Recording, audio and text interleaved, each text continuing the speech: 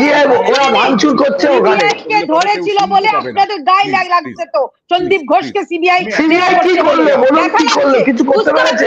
ব্যথাটা লাগছে তো, বুঝতে পারছি। সিবিআই কিছু করতে পারলো না কেন?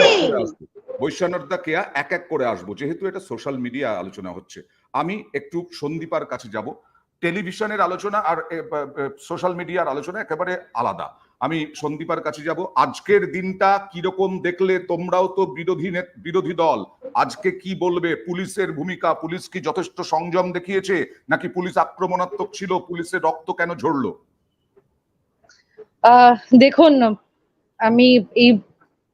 আমি দুজনের কথাই শুনছিলাম, কেয়া দেবী এবং বৈশ্যানরদার কথা শুনছিলাম। শুনে কেয়া দেবী বলছেন বৈশ্যানর বাবুকে যে এটা আন্দোলন কি বৈশ্যানরদা ওদের থেকে শিখতে হবে নাকি, বৈশ্যানর বাবুরা বলছেন যে এটা কি একটা আন্দোলন হলো নাকি। তখন আমার মনে পড়ে গেল আন্দোলনের নামে তো একটা নন্দীগ্রামও হয়েছিল, তাই না? একটা নন্দীগ্রামও হয়েছিল সেদিন রাতে পুলিশ ঢুকিয়ে। এই যে লাশের রাজনীতি যে কথাটা বৈশ্যানর বাবু বলেছেন, সেটা তো মাননীয়ার থেকে কি ভালো কেউ জানেন এই বাংলার বুকে? এক।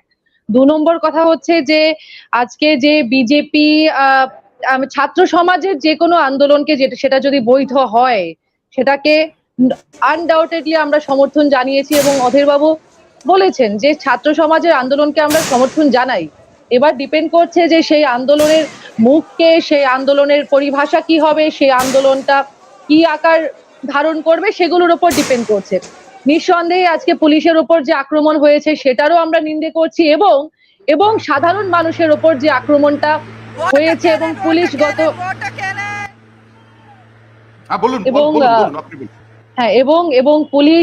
পুলিশ গত কয়েকদিন ধরে যেভাবে সাধারণ মানুষের উপরেও লাঠিচার্জ করেছে, যেভাবে রাত বিরেতে সাধারণ মানুষকে যারা প্রতিবাদ করেছে, সে সোশ্যাল মিডিয়াতেই হোক বা যেখানেই হোক, সেখানে সমাজের বিভিন্ন স্তরের যারা সম্মানীয় ব্যক্তিরা আছেন তাদেরকে বিনা কারণে লালবাজারে তরফ করেছে, এটারও আমরা নিন্দে জানাই। হ্যাঁ, যদি দেখতে হয় আন্দোলন কাকে বলে, যদি দেখতে হয় প্রোটেস্ট কাকে বলে, আপনারা আসুন 29শে অগস্ট অধীর বাবুর নেতৃত্বে, আমাদের নেতা একদম সামনে থাকবে, অধীর বাবুর নেতৃত্বে আমরা কলেজ স্কোয়ার থেকে আমরা শ্যামবাজার অব্দি আমরা একটা প্রোটেস্ট মার্চ করছি। কিন্তু আমাদের কথা একটাই অয়ন বাবু, যে কি কারণে আজকে এই তুতু মেমেটা দুটো পার্টি মিলে করছে, সেটা হয়তো হতো না যদি সন্দীপ ঘোষের মতো একটা ফ্র্যাঙ্কেস্টাইন বা একটা কালপ্রিটকে যদি আগে থেকেই রাজ্য পুলিশ, মাননীয়ার পুলিশ যদি ধরতো, জেরা করতো, তাকে যদি কাস্টাডিতে নিত, বা এক বছর আগে তার এগেইনস্টে যা অভিযোগ আছে সেই অভিযোগের ভিত্তিতে যদি তাকে সামান্য পরিমাণ জেরা করা হতো। কি কারণে আমরা আজকে জানতে চাইছি যে এই সন্দীপ ঘোষের সাথে কালীঘাট নবান্নের কোন যোগসূত্র জড়িত আছে, যে কারণে কেউই সন্দীপ ঘোষের এগেইনস্টে কোন রকম কোন অ্যাকশন নিতে পারে না। কারণ ইডি ইতিমধ্যেই দুর্নীতির যে তদন্ত, সেই দুর্নীতির তদন্তভার ইডি নিয়ে নিয়েছে। এফআইআর যেটা বলে, অর্থাৎ ইসিআইআর যেটা বলে, ইডির ক্ষেত্রে সেটা দায়ের করেছে, এবং সন্দীপ ঘোষের বিরুদ্ধে বা আরজি করে দুর্নীতির বিরুদ্ধে ইডি তদন্তভার এই মুহূর্তের খবর অলরেডি নিয়ে নিয়েছে।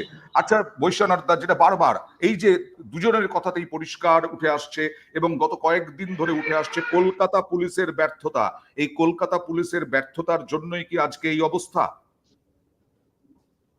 কোন ব্যর্থতাটা আপনি বলতে চাইছেন? সিবিআই সারদা মামলা 2014 থেকে 2024 পর্যন্ত ফাইনাল ফর্মে চার্জশিট দিতে পারেনি।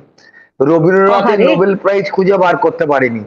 আর যেখানে অনুপ পান্ডে, ডালিম পান্ডে নেতাই হত্যাকাণ্ডে তাদের রাজ্য পুলিশ অ্যারেস্ট করেছিল, সেগুলো সিবিআই ধরতে পারেনি, রাজ্য পুলিশই ধরেছে।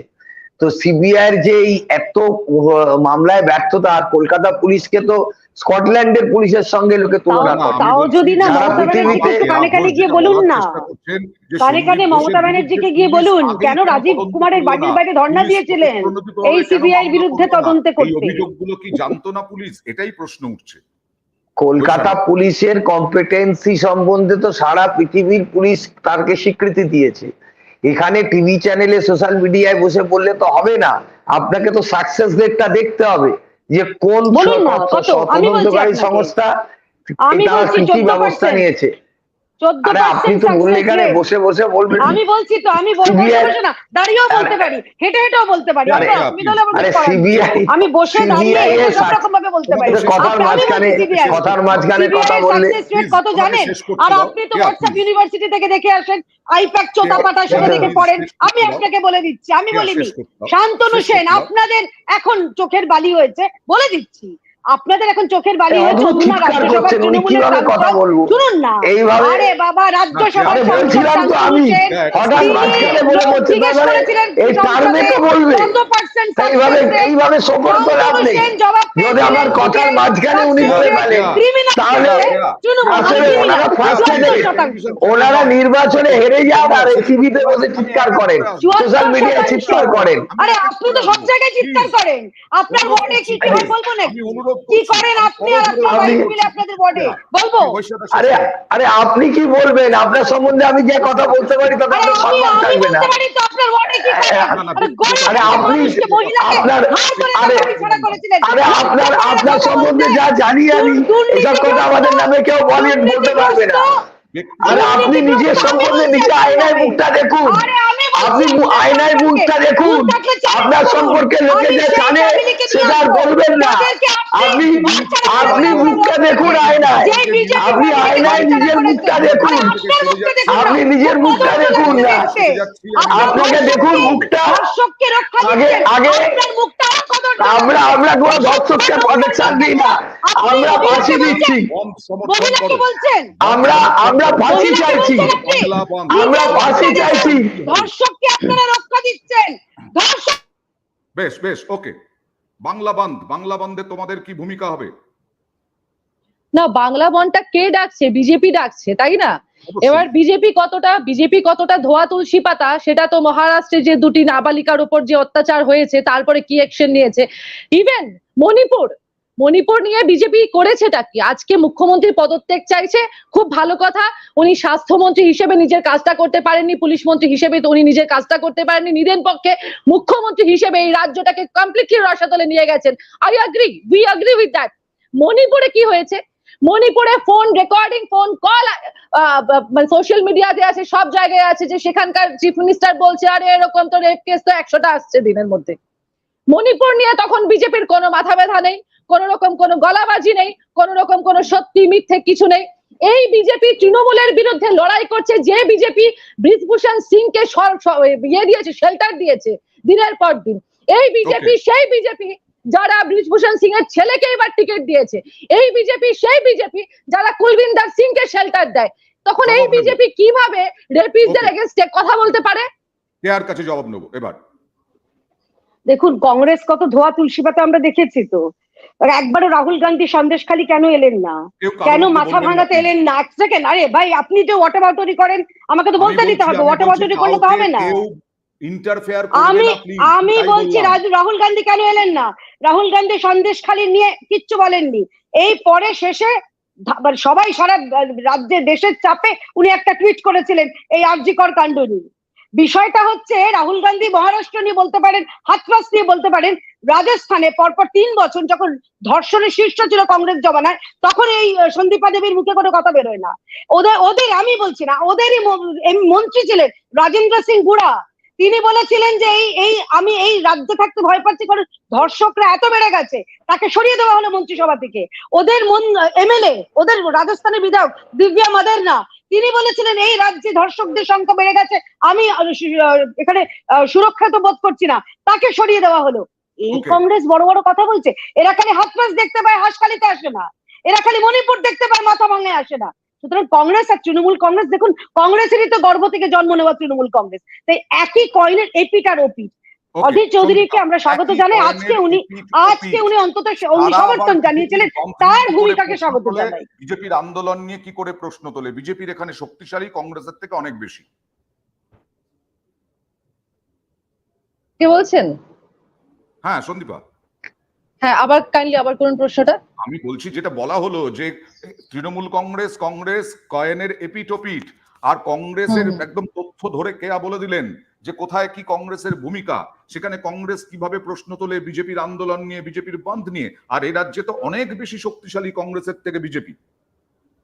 হ্যাঁ, মানে তৃণমূল কংগ্রেস কয়েনের এপিটোপিট, সেটা না বিজেপি তৃণমূল কংগ্রেস কয়েনের এপিটোপিট, সেটা তো মুকুল রায় বাবু বলে দিয়েছেন। এটা আলাদা করে তো আমাদের আর বলার মতো কিছু নেই। এক, 2 নম্বর কথা হচ্ছে শুভেন্দু অধিকারী আমাদের দলে নেই, শঙ্কু পান্ডা আমাদের দলে নেই।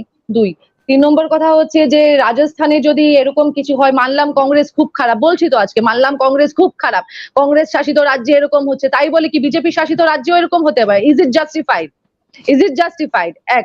2 নম্বর কথা হচ্ছে যে আমরা তো ডেফিনেটলি, আমরা যদি কোথাও ভুল ত্রুটি করে থাকি আপনারা দেখিয়ে দেবেন। আমরা এই দেশের সমাজ গঠন, এই দেশের সরকার গঠন থেকে শুরু করে প্রত্যেকটা ব্যবস্থা গঠনে আপনাদের পাশে আছি, সরকারের পাশে আছি। সরকারও বিরোধীদের সাথে হাত মিলিয়ে কাজ করুক, আমরা তো সেই কথাটাই বলছি। আজকে যে জিনিসটা পশ্চিম বাংলায় ঘটছে, যে সিভিল আনরেস্টটা আমরা দেখতে পাচ্ছি, সেটা তো নাগরিকরা করছে। এই যে নাগরিক সভ্যতার যে উত্থানটা হয়েছে, সেটাকে তো কোনো রকম কোনো দলীয় কোনো একটা পতাকার নিচে বা দলীয় কোনো ট্যাগ দিয়ে তো আটকে রাখার, সীমাবদ্ধ রাখার তো কোনো অধিকার আমাদের নেই, সে দৃশ্যটাও আমাদের করা উচিত নয়। কিন্তু আমাদের কথা এটাই যে বিজেপি যে বনটা ডেকেছে, সেটা কিসের ভিত্তিতে ডেকেছে? এবং সন্দেশখালী নিয়ে যখন কথা উঠছে, সন্দেশখালী ডেফিনেট নাগরিক, পশ্চিমবাংলার নাগরিকরা নাগরিক, মণিপুরের নাগরিকরা নাগরিক নয়, এটাই বলতে চাইছে। তাহলে সন্দেশখালী নিয়ে শুভেন্দু অধিকারীর যতগুলো লাফালাফি ছিল, আমি তো বলি নাই কেয়া দেবী, বলুন না, কংগ্রেস আমি আপনার মাঝখানে আমি কথা বলিনি তো আপনার সামনে, আমি কথা বলিনি আপনার সময়। এইটুকু সভ্যতা রাখুন, নাগরিক, এইটুকু ম্যানার রাখুন, এইটুকু ম্যানার রাখুন, রাখতে পারছেন না, এইটুকু ম্যানার রাখুন। যে অসভ্যতা করছেন তার সভ্যতা রাখতে পারছেন না তো, কোথায় সভ্যতাটা দেখাচ্ছেন আপনারা? Mind your language, mind your language, আমাকে থ্রেট করবেন না, মাইন্ড ইওর ল্যাঙ্গুয়েজ, থ্রেট করবেন না, থ্রেট করবেন না, মাইন্ড ইওর ল্যাঙ্গুয়েজ, ওই কংগ্রেস 99 তেই চুপ থাকুন, বেশি বাড়বেন না, মাইন্ড ইওর ল্যাঙ্গুয়েজ। আরে আমাকে থ্রেট করে লাভ নেই ভাই, থ্রেট করে আরে বাবা খুব ভয় পাচ্ছি, কংগ্রেসের থ্রেটে ভয় পাচ্ছি। কি ভাবছেন চায়না আমেরিকা আছে বলে, সরোজ আছে বলে খুব দম হচ্ছে? বাংলা তবে ইন্ডিয়া কিছু করতে পারবেন না, বাংলা বা ইন্ডিয়া কিছু করতে পারবেন না সরোজের চামচেরা, বলে দিচ্ছি একদম। আচ্ছা, এবার না অয়ন বাবু সেটাই বলছি যে দলের মুখপাত্র দেশের এলওপি কে অসভ্যতামি বলে এবং আমাদের রাজ্যের এলওপির মুখের ভাষা রাহুল গান্ধীজির জন্য কি, উনি আমাদের সভ্যতার পাঠ শেখাতে পারবেন? উনি আমাদের সভ্যতার, আপনি আমাকে সভ্যতার পাঠ শেখাচ্ছেন? সভ্যতা রাখুন, আর আপনার আমার সভ্যতা, আর আপনাদের অসভ্যতা তো বলবোই। তাহলে যদি আমাকে বলেন যা উইট দেবেন পাটকেল খাবেন, জেনে রাখবেন। ঠিক আছে বৈশ্বনাথদা, আমি 10 সেকেন্ড বলে নিচ্ছি। আমি বুঝতে পারছি, আমি বুঝতে পারছি যে ওনার ফ্রাস্ট্রেশন লেভেলটা কোথায়। বলবো যে একটু জল খান, শান্তিতে থাকুন। 99 পে ফ্রাস্ট্রেশন তো আমার, ঠিক কথা, একদম। তিনবারে 234 ক্রস করতে পারলেন, আরে ফ্রাস্ট্রেশন আমার, ঠিক। খেয়ে নিল বিজেপি, তৃণমূলের কাছ থেকে ফুটেজ খেয়ে নিল, কারণ নাগরিক সমাজের আন্দোলন ছিল, বিজেপি তাতে থাবা বসিয়ে ফেললো। আপনাদের প্রধান বিরোধী দল এবার বোঝাবে তারা মহিলাদেরকে যে লক্ষ্মীর ভান্ডার দিয়ে কিছু হবে না, মহিলাদের সম্মান আগে রক্ষা করুন, এটাই তো বক্তব্য বিজেপির। ওরা তো এই সমস্ত নাটক অনেক করেছিল, লোকসভায় দেখলেন তো সিটটা 12তে গিয়ে দাঁড়িয়ে গেল। এই মিথ্যে কথা, জালিয়াতি কথা মানুষ বিশ্বাস করে না। এ রাজ্যে নারীরা সুরক্ষিত আছে, সেটা কেন্দ্রীয় সরকারের রিপোর্টেই বলেছে যে Kolkata is a safe city. এখানে লক্ষ্মীর ভান্ডার থেকে শুরু করে ছাত্রছাত্রী, কন্যাশ্রী থেকে রূপশ্রী